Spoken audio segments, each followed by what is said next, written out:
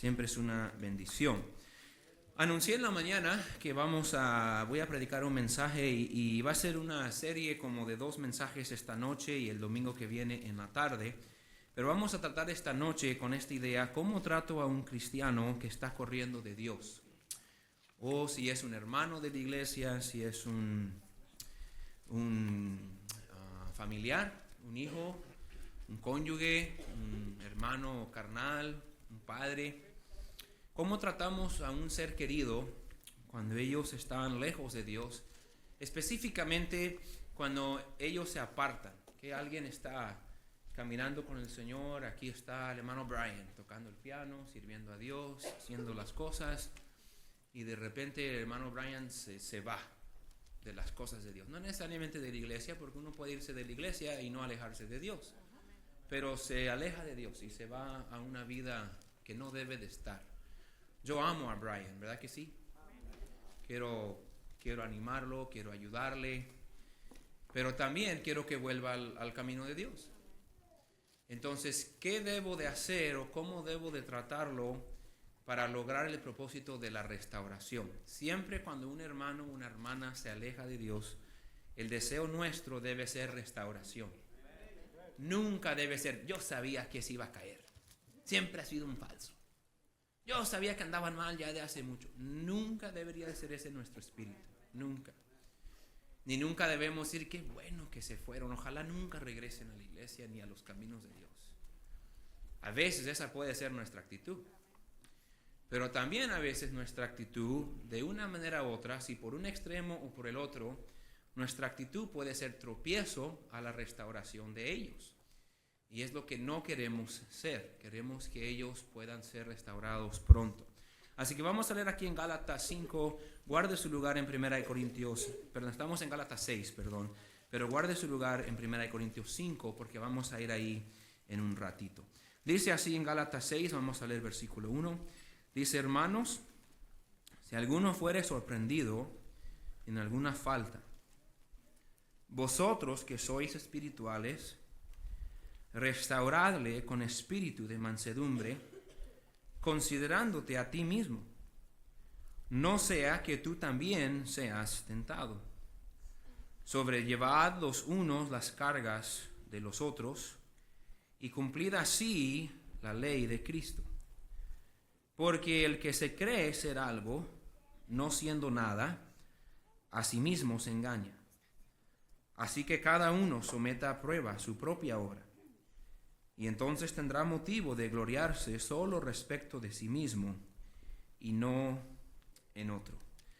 Vamos a orar. Gracias, Señor, le damos esta tarde por su palabra, que su palabra trata con una multitud de cosas y multitud de temas en cómo nos puede ayudar y dirigir.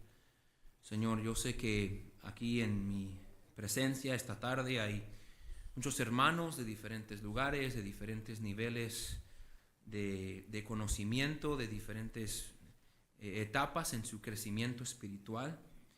Y Señor, yo sé que el mensaje que vamos a predicar esta noche, las cosas que vamos a hablar, podrían haber algunos que esto se les haga diferente a lo que ellos piensan o lo que ellos creen. Y Señor, pido que me ayude a mí a tratar de comunicar de la mejor manera posible para que podamos pensar bíblicamente. Señor, no queremos en ninguna área de nuestra vida pensar como el mundo, ser dirigidos por la carne. Queremos tratar de pensar bíblicamente con todo lo que hacemos y de la manera que tratamos todo. Fallamos en esto, Señor, en muchas áreas, pero debe ser nuestra meta, debe ser nuestro deseo.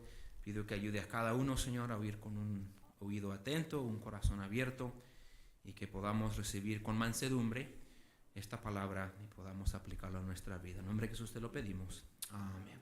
Pueden sentarse, hermanos. Gracias.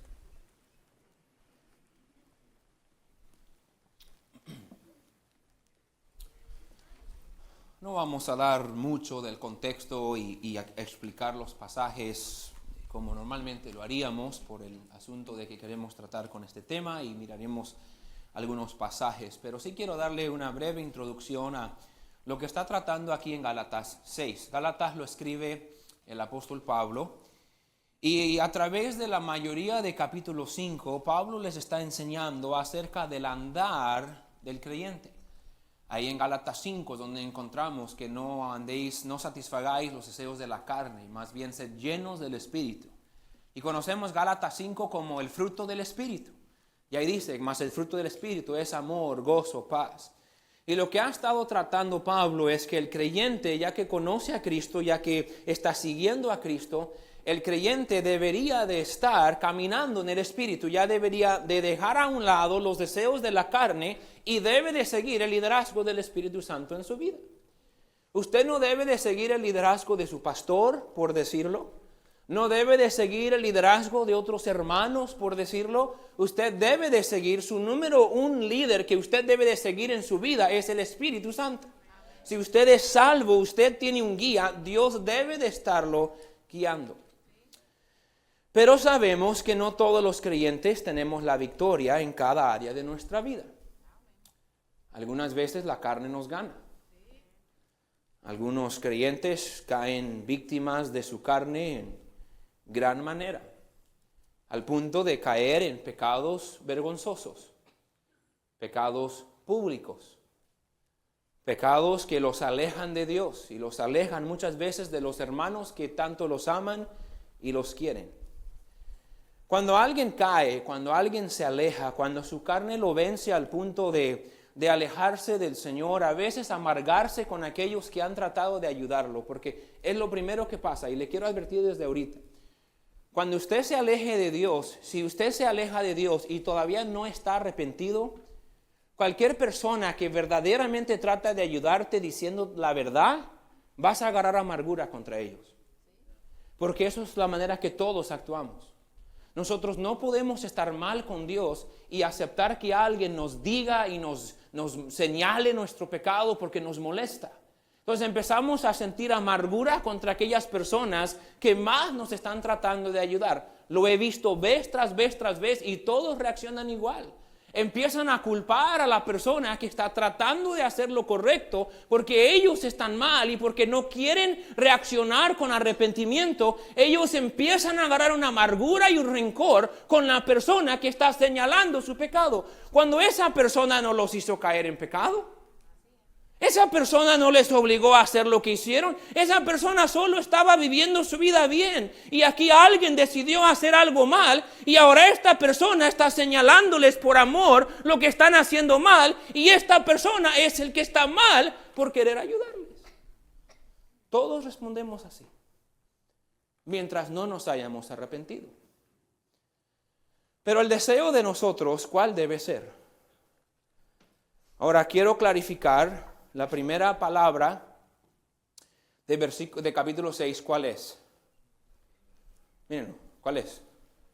Hermanos, si alguno fuere sorprendido en alguna falta, estamos hablando a la iglesia de Galacia y estamos hablando a los hermanos de la iglesia. No quiero que me siga, pero estamos hablando en este pasaje y también donde vamos a ir en un ratito, estamos hablando de un hermano en Cristo. Por lo menos una persona que proclama ser un hermano en Cristo. Vamos a verlo más adelante. Pero hay una manera de tratar a un hermano en Cristo que se ha ido al pecado. Y hay otra manera de tratar a una persona incrédula que está viviendo en pecado. Son dos situaciones muy diferentes. Vamos a ver eso un ratito en 1 Corintios. Entonces dice que si alguno fuere sorprendido en alguna falta, es decir, sale a la luz esta falta, sale a la luz este error, sale a la luz este vicio, sale a la luz esta caída, nos damos cuenta que este hermano se ha alejado de Dios, está viviendo en rebeldía, está viviendo en pecado. Nuestro deseo es, nuestro deber es que los que somos espirituales debemos de restaurarlo. Ahora, cuando dice vosotros que sois espirituales, tenemos que ser honestos. Ninguno somos espirituales en sí.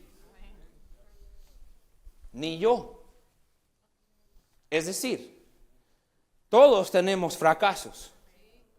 Entonces nunca podemos decir, bueno, el que esté sin pecado tire la primera piedra. Esa es otra historia, hablando de otro caso totalmente diferente, ¿sí? ¿Por qué dijo Cristo eso? Porque cuando ellos encontraban a alguien en adulterio, bajo la ley tenían que apedrear a los dos, el hombre y la mujer, para que haya adulterio. Y cuando ¿se acuerdan que los fariseos llegaron y dijeron, hemos encontrado a ella en adulterio? ¿Se acuerdan? Si la encontraron en adulterio, ¿quién más debía de haber estado ahí? Algún hombre. ¿Pero trajeron al hombre? Entonces ellos estaban en pecado en el momento. Querer exponer solamente a la mujer y no exponer al hombre.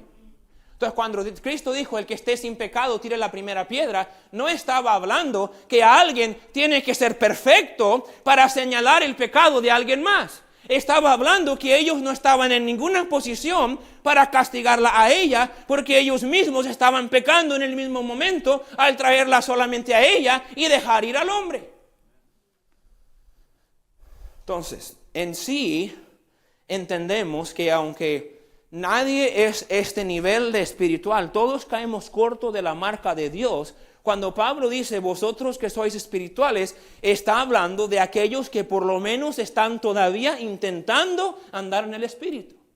Los que no se han entregado totalmente a la carne, los que no andan como éste anda. Entonces, cuando alguien es sorprendido en una falta, se aleja de Dios y anda mal, los que todavía andan mucho mejor que él, su propósito de ellos es de ir a restaurar a este hermano. Que reenfatizamos eso.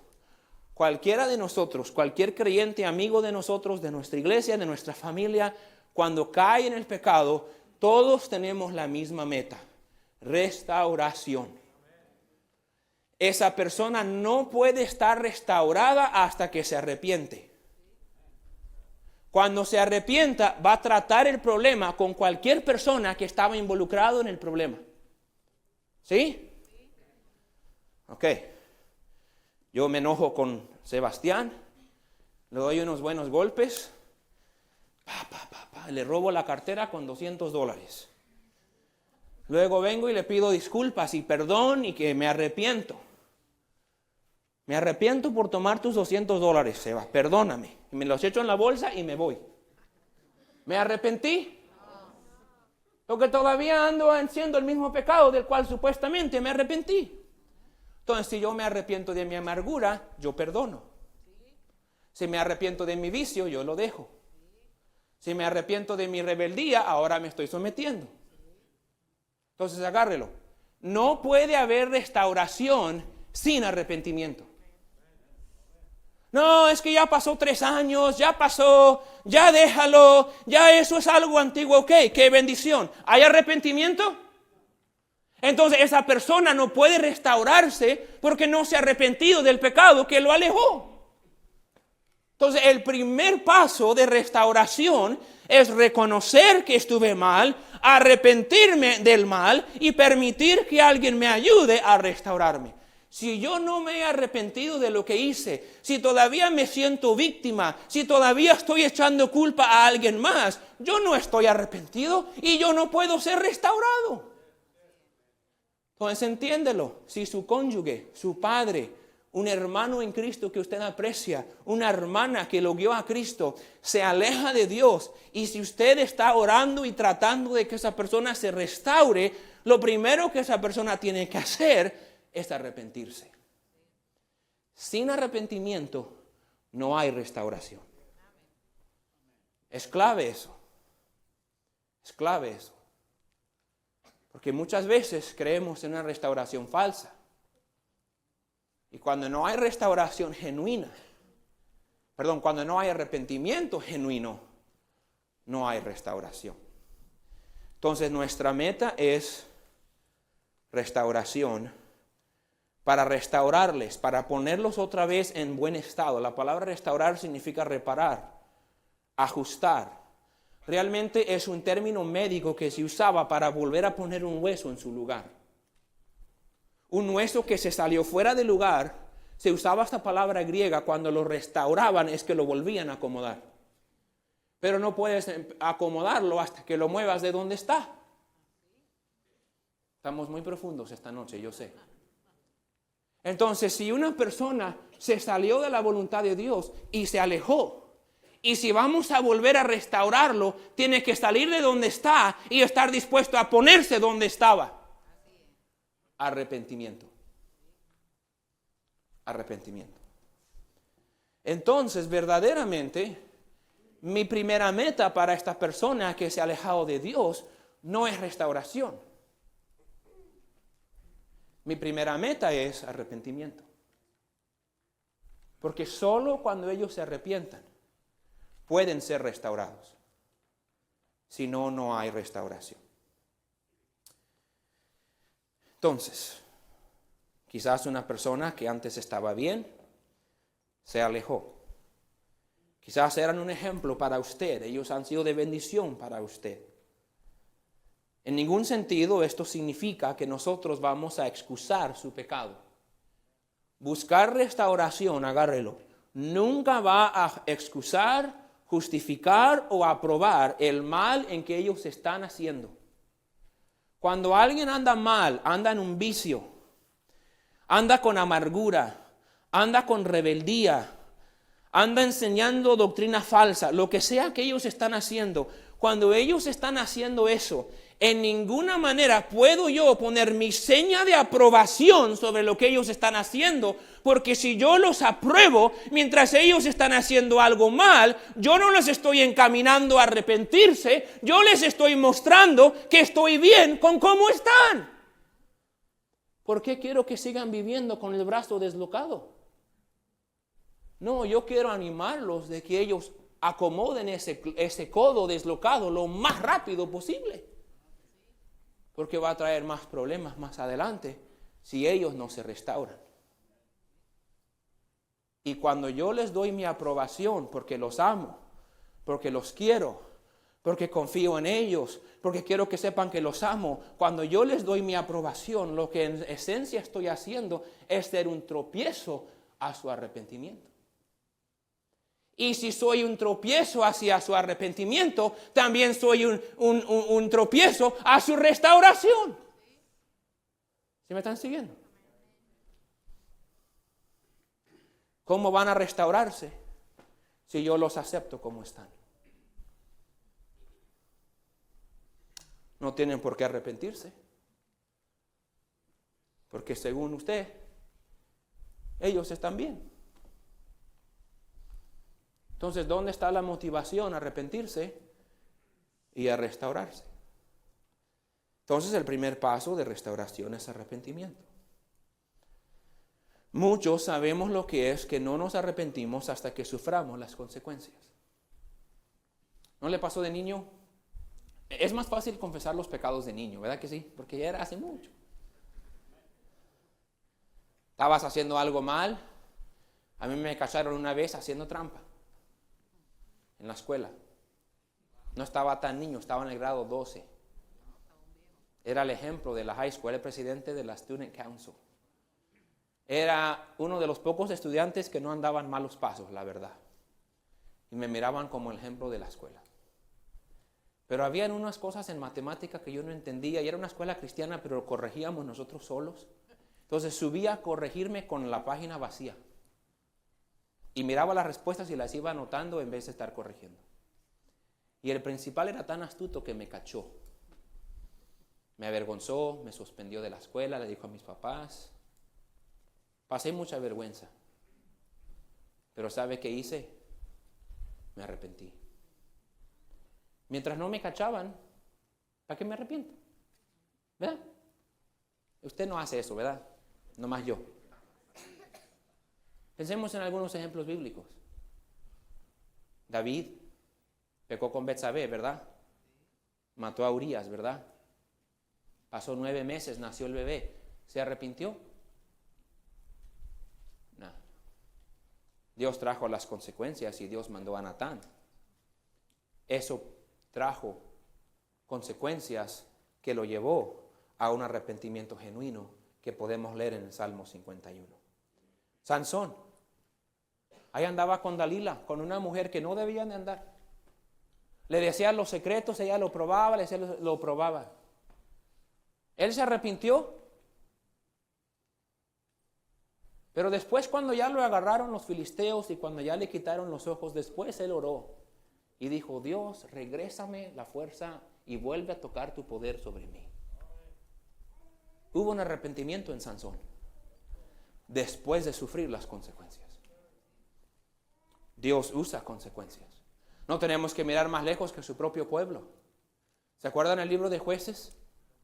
Dios le dijo a Israel, cuando entren en la tierra prometida, quiero que saquen todos los moradores y no tengan a ninguno ahí. Pero ellos los dejaron ahí, y a través de todo el libro de Jueces, ¿qué pasaba? Dios permitía opresión, ellos sufrían opresión de otros pueblos, y después ellos clamaban a Dios y Dios los libraba. Pero mientras todo iba bien, ellos no tenían por qué clamar a Dios. Después venían los profetas y les decían que se arrepintieran de su idolatría, Pero como veían que todo iba tranquilo, no se arrepintieron. Y Dios mismo tuvo que dejar que su pueblo fuera llevado cautivo por Babilonia, porque su pueblo no aprendió. Muchas veces tenemos que sufrir las consecuencias para llegar a un verdadero arrepentimiento. Consecuencias son parte de nuestro pecado. No nos gusta, pero es la realidad. No solamente consecuencias, pero como hablamos en la mañana, a veces Dios escoge castigar. Y a veces Dios tiene que castigarnos para llevarnos al arrepentimiento. En amor, a veces cuando nuestros seres queridos, hermanos en Cristo quienes apreciamos, cuando ellos andan mal, agárrelo, quiero que lo agarre, porque yo sé que esto es un poco contracultura, ¿ok?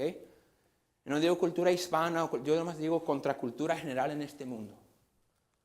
Todos tenemos un lugar suave en nuestro corazón por aquellas personas que queremos. ¿Sí? Ahora, todos debemos de querer a todos. Debemos de amar a todos. Debemos de tener un lugar suave en nuestro corazón para todos. Pero lo tenemos un poco más suave para aquellas personas quienes están más cercanos. Nuestro mejor amigo, nuestro padre, nuestra madre, nuestro hijo, nuestro hermano, nuestra hermana. Un hermano o hermana de la iglesia que sean cercanos a nosotros.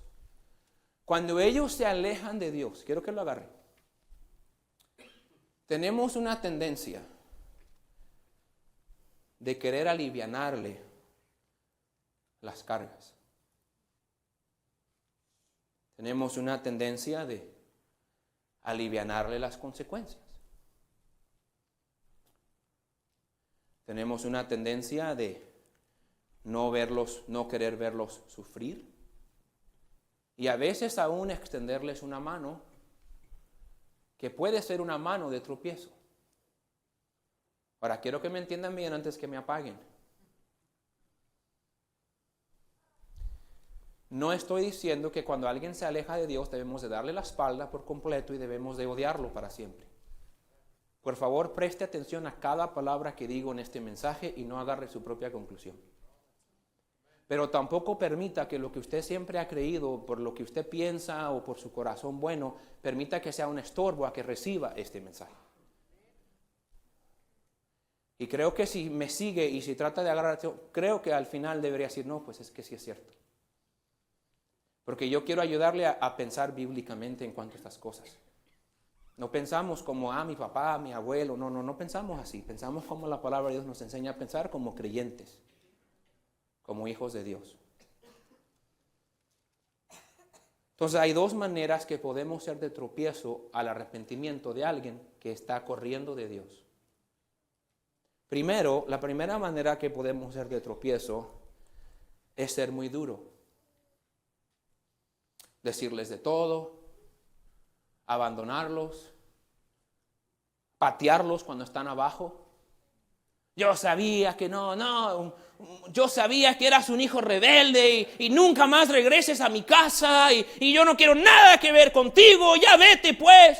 Ese es el coraje del momento que alguien me lastimó, ¿sí? Un cónyuge es infiel.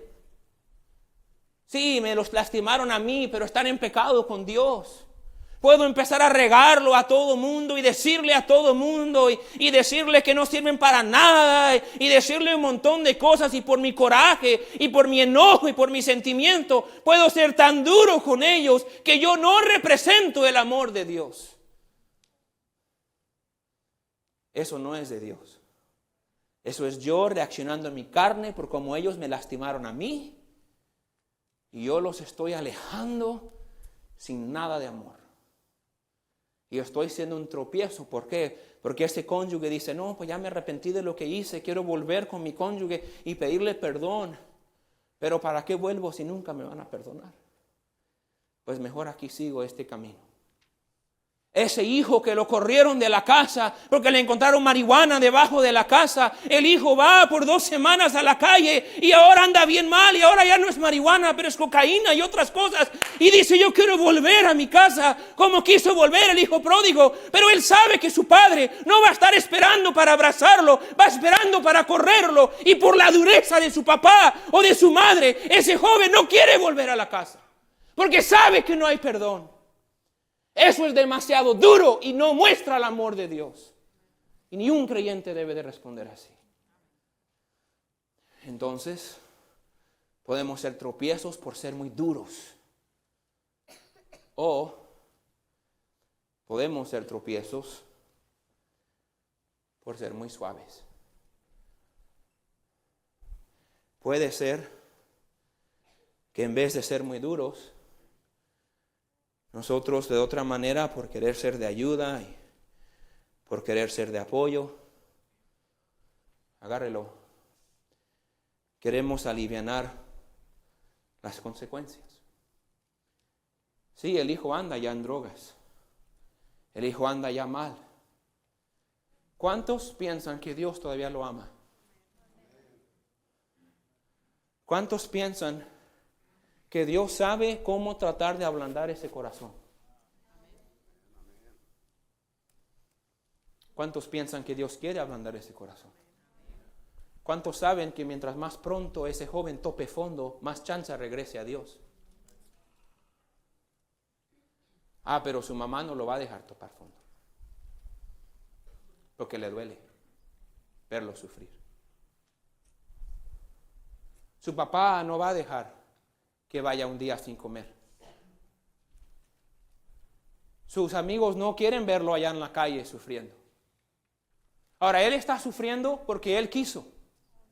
Él tenía un hogar, tenía padres que lo amaban, tenía todo lo que necesitaba y él quiso ir allá y en lejos de Dios y alejándose de Dios, él está experimentando las consecuencias de su pecado y quizás aún el castigo de Dios de su vida para que regrese a Dios. Y yo en vez de quedarme aquí y decirle te amo, cuando quieras arrepentirte, aquí estás, pero yo no puedo extenderte la mano porque Dios está obrando en tu vida y yo no me quiero meter. No nos aguantamos. Y ahí andamos levantándolo y dándole y sirviéndole y aprobándole lo que está haciendo. Que diríamos que no lo aprobamos, pero no dejamos que el pobrecito sufra. Entonces el muchacho nunca quiere regresar porque él sabe que siempre lo van a rescatar. Y se queda años en el lodo con los marranos y nunca regresa. Yo sé que solo fue una parábola, pero usemos la historia. ¿Cuántos de ustedes piensan que el hijo pródigo hubiera regresado a su casa si su mamá le andaba mandando para lonche todos los días? ¿Cuántos piensan que el hijo pródigo hubiera regresado a la casa si su papá le estaba mandando por Western Union todos los días? ¿Están aquí? Pero a veces, por el sentimiento que sentimos nosotros y para no sufrir nosotros con verlos tristes, los levantamos de su miseria, la misma miseria donde Dios quería que pasaran un ratito para que regresaran a Él. Y al mismo tiempo que decimos, ay Señor, obra en tu vida, nosotros estamos aquí sin querer estorbando la mano de Dios obrando en su vida. ¿Cuántos piensan que si el primo de Jonás lo hubiera recogido con un jet ski y nunca se lo hubiera comido el gran pez, Jonás hubiera ido a Nínive?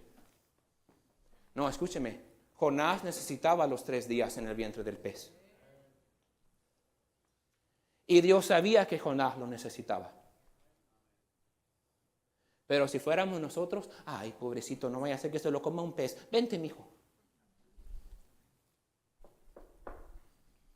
Yo sé que esto no es popular, hermanos, pero es correcto. Y estorbamos la mano de Dios obrando por no dejar que alguien sufra las consecuencias de sus malas decisiones. Y por eso pasan año tras año, tras año, tras año, tras año, tras año, tras año, y nunca regresan a Dios. Porque ahí están sus amigos o sus parientes o sus hermanos dándole una mano, rescatándolos de la obra de Dios que está tratando de obrar en su vida. Entonces no queremos ir a ninguno de los dos extremos. No queremos ser tan duros que les damos la espalda por completo y estamos sin amor, pero no queremos ser tan suaves que no dejamos a Dios obrar en su corazón. Le doy algunos ejemplos. Si Lucas fue y robó un banco, me habla y me dice, papá, necesito una troca para escaparme de aquí, porque van a poner una barrera en la mañana y no me voy a escapar, présteme la troca para que llegue a Texas. ¿Cuántos piensan que se la debo prestar? Lucas, ok, es el único. Para que vean que los hijos de los pastores también son pecadores. No se la debería prestar, ¿verdad? Está corriendo de la ley. Yo le estoy facilitando correr de la ley. Entonces, ¿por qué los facilitamos correr de Dios?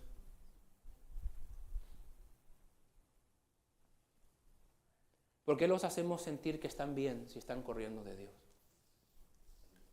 Si la ley te agarra ayudando a un criminal, tú eres culpable. ¿Cuántos piensan que quizás Dios tenga la misma teoría? No se me vayan.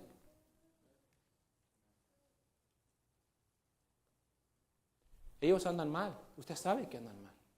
Y no tienen nada de deseo de arrepentirse. Y usted, en vez de dejar que ellos sufran lo que tengan que sufrir, usted está dándoles la mano y apoyándolos en su correr de Dios. Si uno de estos muchachos aquí está usando drogas y no tiene dinero para comer, viene una noche a mi casa y dice, pastor, necesito dinero para la comida. ¿Sabe qué le voy a decir? Vamos a usar a Carlitos porque, no sé, era el que primero vi. Ven, Carlitos. Carlitos viene todo drogado a mi casa. Pastor, dame dinero, pastor. Tú me amas, pastor. Carlos, yo te amo, tienes razón. Me acuerdo cuando te sentabas ahí adelante. Me acuerdo cuando tu papá llegó a la iglesia. Y yo te amo. Pero ahorita, mi hijo, tú estás corriendo de Dios. Y si tú no tienes comida, es porque Dios no permite que tengas. Porque Dios te puede dar. Cuando tú te arrepientes de corazón y quieres venir a orar conmigo, y quieres que yo te ayude a restaurar tu vida, yo aquí estoy. No importa la hora, no importa el día, no importa qué tan lejos hayas corrido, yo aquí estoy. Pero mientras tú vengas así, yo no puedo ayudarte. Voy a orar por ti, Carlos. Oro con él y lo dejo irse sin comida. Ah, pastor, qué mal. A lo mejor 2 días después vuelve. A lo mejor no. A lo mejor hasta le doy un sandwichito que tenía ahí. Porque es algo pequeñito, si la ilustración lo permite. Pero creo que entienden la idea. Yo quiero que él se restaure. Para restaurarse tiene que arrepentirse. Y muchos para arrepentirnos tenemos que topar abajo. Él no está queriendo arrepentirse, él está queriendo salvarse de las consecuencias. Eso no es lo mismo que arrepentirse. Presentarte. Entonces no quiero ser duro, pero tampoco no quiero ser un estorbo. La hermana Luz, allá atrás está la hermana Luz. Ella deja al hermano Ramiro. Lo deja, dice, no, este ya está muy viejito. Quiero uno más joven. Y va y se junta con un chavalillo por ahí de 25 años y se va a vivir con él a Altos. El hermano Ramiro viene solo, aquí todo triste. Flaco, desnutrido, porque la hermana Luz lo dejó. Pasan unas 4 semanas y el joven dice, no, esta ya está muy viejita. Y va y se busca otra ahí en Altus de 40 años. Y la hermana Luz me habla llorando, pastor, este loco me abandonó acá en Altus y no conozco a nadie. Me dejó en la calle. Mándeme para rentar un apartamento. Le digo, hermana Luz, vuelva con hermano Ramiro, aquí está. Yo sé que él lo recibe para atrás, él lo recibe, él es perdonador. De hecho, ya se desmayó 2 veces desde que usted se fue. Y dice, no, yo no quiero volver, pastor. No, yo ya estuvo con él. No, yo. ¿Está arrepentida la hermana Luz? ¿Me está pidiendo ayuda? ¿Necesita ayuda? ¿Yo soy culpable que ella esté sufriendo ahorita? No. Así, hermana Luz, yo no puedo mandarle para la renta, porque usted está sufriendo las consecuencias de su pecado. Pero regrese a casa, hermana, porque yo la amo. Y sé que el hermano Ramiro la ama. Y la ha aguantado por 50 años. Regrese a casa. Le voy a mostrar amor, pero no la voy a ayudar en su carrera de Dios. Es como si le hubiéramos dado a Jonás para comprar el boleto a Tarsis. ¿Para qué? ¿Para que después se lo coma un pez? ¿Se me están siguiendo? Yo no quiero participar en eso. Yo quiero animarlo que regrese a Dios.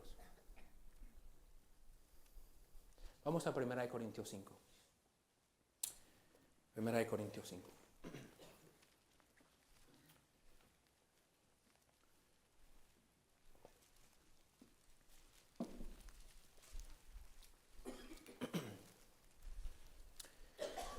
Este capítulo trata con la disciplina de la iglesia. Vamos a tratarlo un poquito más quizás el domingo que viene. Pero agarramos un poquito al medio aquí. Lo que había es esto, que había un hombre de la iglesia que se estaba acostando, déjame recuerdo ahorita, pero había, un hombre que se estaba acostando con la mujer de su padre, es decir, su madrastra. Estaban fornicando, adulterando y eran parte de la iglesia. Y la iglesia no hizo nada. Aquí Pablo habla como una iglesia debe de disciplinar a un miembro cuando está en un pecado moral y no quiere arrepentirse. ¿Sí? No hemos tenido que tratar eso muy seguido, pero se tiene que tratar a veces. Normalmente pasa que sale algo a la luz, el pastor o alguien habla con ellos, se arrepientan, tratamos de ayudarles a reconciliarlo, ustedes nunca se dan cuenta. Esa es la solución. A veces no se quieren arrepentir. Y cuando no se quiere arrepentir hay un proceso. Cristo habló de ese proceso. Dijo, primero ve al hermano. Si no te escucha, ve al hermano otra vez con 2 o 3 testigos.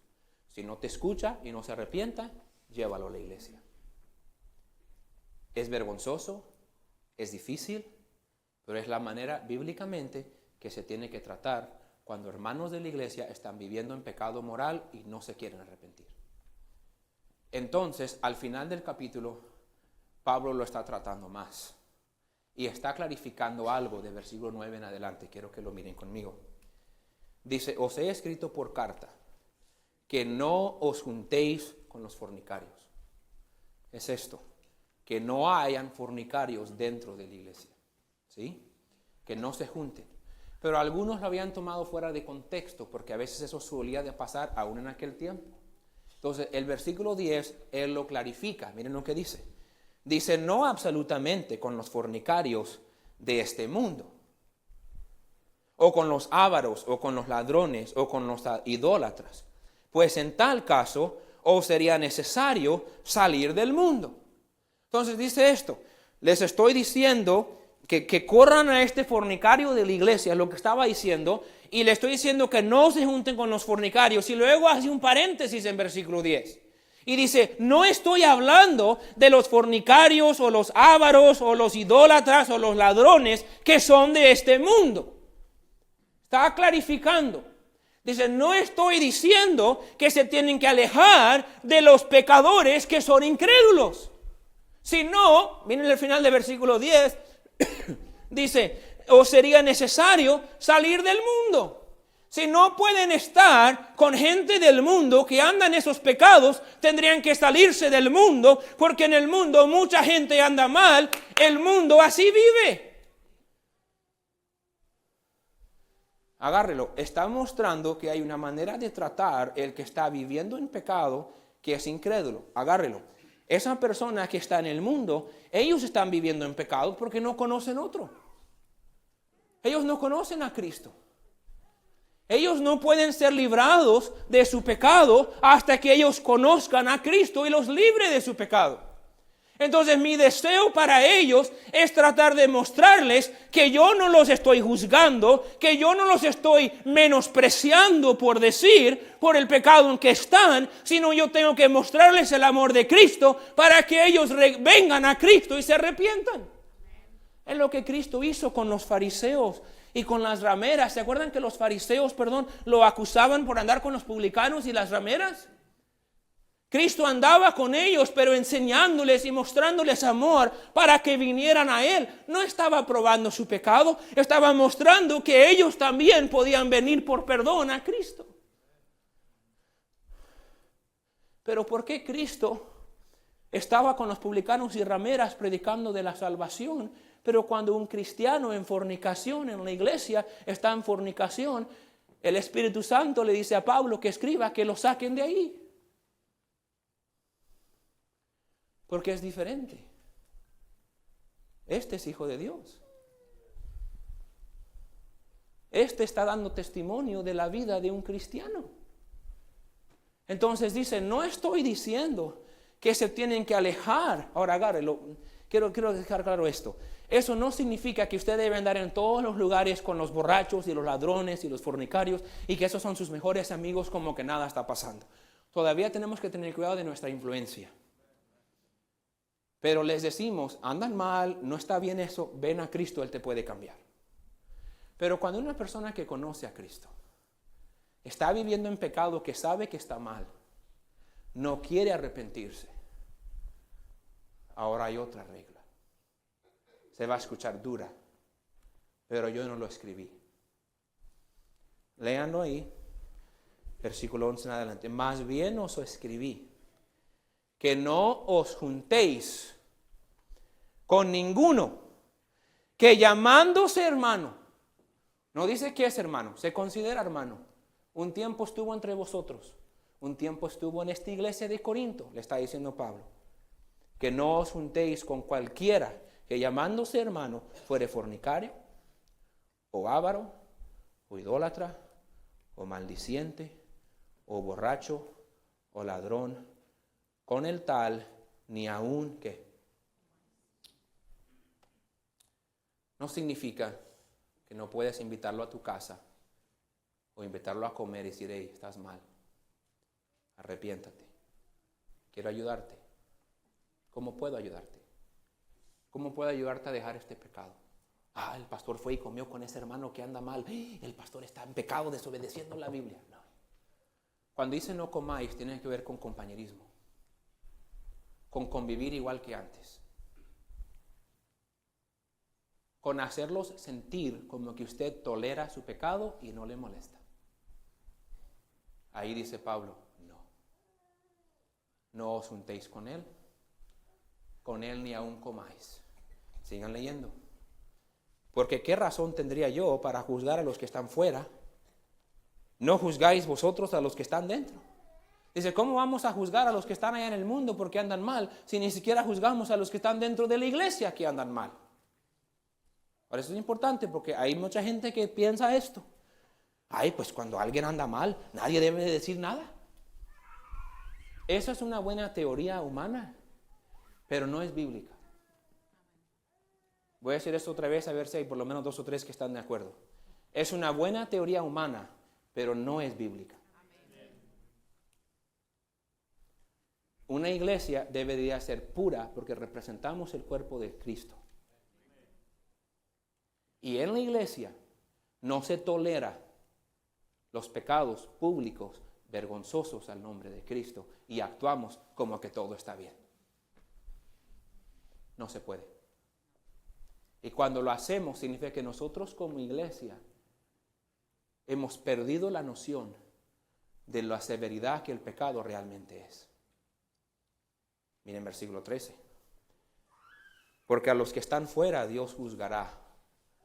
Quitad pues a ese perverso de entre vosotros. ¿Qué significa eso? Quítalo de la membresía. Él no debe de estar ahí participando en los eventos y las actividades de la iglesia hasta que él se arrepiente de su pecado. ¿Sabe qué quiere hacer la gente? Quiere venir a la iglesia. A veces aún quieren servir. Quieren ser miembros de la iglesia. Y allá afuera quieren andar viviendo su vida y que nadie se le mete. Y si el pastor se da cuenta, un maestro se da cuenta y alguien se atreve a meterse en su vida, el que está mal es el que se metió en su vida.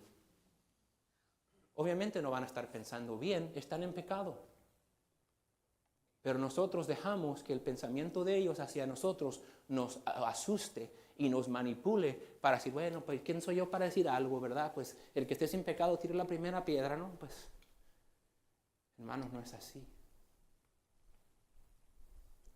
Cuando alguien está en pecado y no quieren arrepentirse, y yo participo, apruebo, aliviano sus consecuencias, les doy alguna ayuda para que no sufran las consecuencias de su pecado, yo estoy actuando como que lo que ellos hicieron no está ofendiendo a Dios, quien dio a su Hijo a morir por ese pecado. Yo estoy actuando neciamente, inmaduramente. Estoy actuando. El otro día estaba acá en la oficina, el misionero estaba empacando su carro y dejó abierta la puerta de la oficina.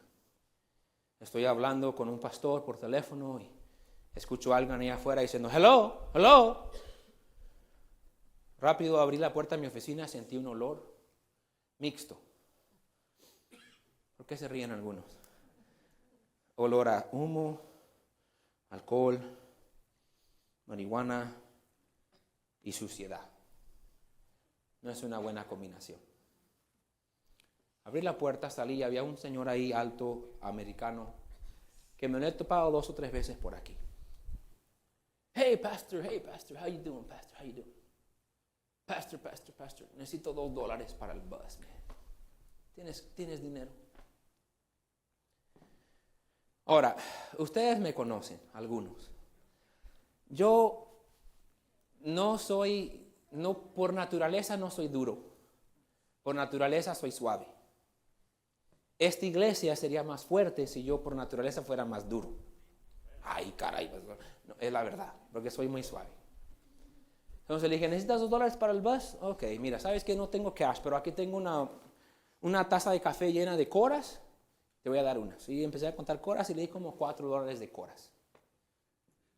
Me dijo, thank you, pastor. You're a blessing to me, pastor. Thank you, pastor. I know you love me, pastor. Ok, ya vete, estoy en la llamada. El otro pastor escuchó y me dijo, qué buen testimonio acaba de dar ese homeless de ti. Dijo, escuché todo lo que dijo. Dijo, ¿le has ayudado? Dijo, 2 o 3 veces le he ayudado con un poquito. Dijo, no, qué bueno. Le di esa ayuda. ¿Vieron el hermano Rafa? El lunes. Si fuera a venir mañana.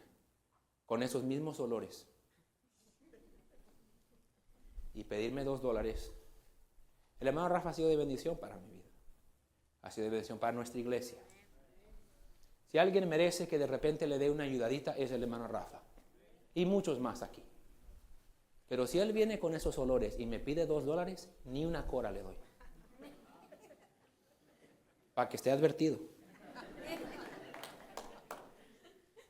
Ay, qué malo, pastor. No, agárrelo. Ese homeless yo quiero mostrarle el amor de Dios para que algún día, en algún lado, Dios cambie su vida. Pero el hermano Rafa, si él anda haciendo todas esas cosas que ese homeless anda haciendo, él necesita arrepentirse, necesita saber que su pastor lo ama Quizás me lo lleve a comer a algún lado para hablar con él. Pero no le voy a dar una ayuda cuando él ha viviendo ese tipo de vida. ¿Sí lo agarran? ¿Por qué? Porque él necesita arrepentirse. Y yo puedo ser tropiezo a su arrepentimiento con darle alguna aprobación, alguna ayuda, algún consuelo, cuando él está corriendo de Dios. Lo mencioné ya. Yo no le voy a comprar el ticket a Jonás para que vaya a Tarsis. Si Jonás me habla en Tarsis y me dice, pastor, vine a Tarsis, ando bien mal, Dios me llamó a Nínive, necesito ir a Nínive, venga por mí. Yo voy hasta Tarsis y lo recojo para llevarlo a Nínive. ¿Sí? Porque ahora él quiere arrepentirse y quiere que yo le ayude a regresar a Dios. Pero cuando él quiere correr de Dios, nuestro corazón a veces de amor y de ser buena gente quiere ayudarles por naturaleza. Pero al mismo tiempo que siento que les estoy ayudando, les estoy haciendo daño para que vengan al arrepentimiento. Entonces, no sé quién puede ser en su vida, hermano. Quizás algún padre, algún hermano, algún hijo, algún hermano o hermana de nuestra iglesia. Cuando están corriendo de Dios, mi oración por ellos es: Dios, obra en su vida, sé misericordioso con ellos, como quisiera que fuera misericordioso conmigo, pero obra en su vida para que ellos regresen a ti. Les muestro amor, les mando un mensaje: hermano Rafa, te amo. No sabe cuánto aprecio todo lo que hiciste por nuestra iglesia, el consejo que me diste, el amor que mostraste. Hermano, cómo anhelo verlo otra vez sirviendo así, porque te amo con todo mi corazón, y Dios te ama, y tu familia te ama, y la iglesia te ama, y nos duele verte así. El día que quieras arrepentirte, aquí estamos con los brazos abiertos para recibirte, porque te amamos. Háblame cuando Dios te hable y yo te ayudo.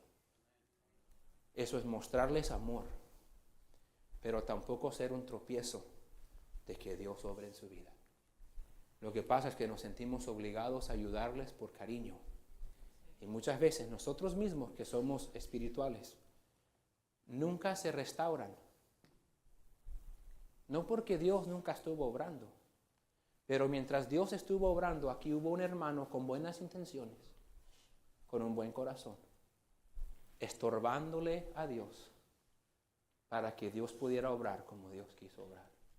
Y Jonás nunca llegó al pez, y el hijo pródigo nunca llegó a comer con los marranos. Entonces nunca llegaron donde debían de llegar, porque nosotros nos anduvimos metiendo. Entonces la respuesta a la pregunta: ¿cómo trato a alguien que está corriendo de Dios? Le muestro amor. Y le muestro un deseo de que ellos se arrepientan. Pero no apruebo lo que están haciendo. Y les digo que no lo apruebo. Porque yo no quiero alivianar las consecuencias de sus acciones, ni quiero estorbar la obra de Dios en su vida. Necesita orar por alguien esta noche. Necesita pedirle a Dios que le dé sabiduría cómo tratar con alguien, porque realmente quiere que se restauren. Pero tiene que haber arrepentimiento para que haya una restauración genuina. Vamos a ponernos de pie, hermanos.